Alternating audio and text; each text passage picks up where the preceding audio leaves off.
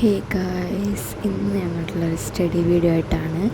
അപ്പോൾ നമ്മുടെ വർക്കൊക്കെ ഇല്ല, നമ്മുടെ അസൈൻമെൻ്റൊക്കെ എഴുതുന്ന അതുപോലത്തെ ഒരു ചെറിയ വീഡിയോ ആണ്. എനിക്ക് ഭയങ്കര ഇഷ്ടമാണ് കേട്ടോ ഇങ്ങനെ അസൈൻമെൻ്റൊക്കെ എഴുതാൻ വീഡിയോ ഒക്കെ എടുക്കുന്നത്.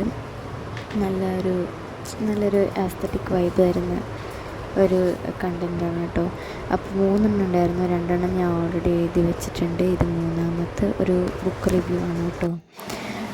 അപ്പം ഞാൻ പേപ്പറൊക്കെ എടുത്ത് നമ്മുടെ ലൈൻ ഇടാൻ വേണ്ടി സെറ്റാക്കി വെച്ചിട്ടുണ്ട് കേട്ടോ.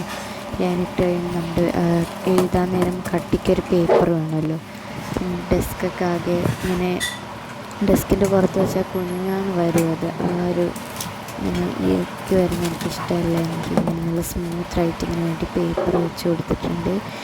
ഞാനവിടെ ഇരുന്ന് എഴുതാൻ തുടങ്ങുകയാണ് കേട്ടോ. അപ്പോഴത്തേക്കും ഞാൻ കമ്പ്യൂട്ടറിൽ എല്ലായിടത്തും സെറ്റ് ചെയ്ത് വെച്ചിരിക്കുകയാണ്. നമ്മുടെ റിവ്യൂ ഒക്കെ ടൈപ്പ് ചെയ്തിട്ടാണ് കേട്ടോ ഞാൻ എഴുതുന്നത്. ഇല്ലെങ്കിൽ ഞാൻ പോയിൻറ്റ്സൊക്കെ മറന്നു പോകും.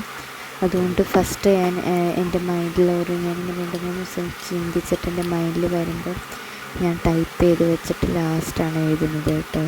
ഇതാണ് ഞാൻ എഴുന്നേരം തുന്നെടുത്തിട്ട് ഇങ്ങനെ എഴുതുവാണ് കേട്ടോ. വീഡിയോ ഞാനിപ്പോൾ സ്പീഡാക്കിയിരിക്കുകയാണ്. അത് ഓബിയസ്ലി നോക്കിയാൽ നമുക്കറിയാൻ പറ്റും.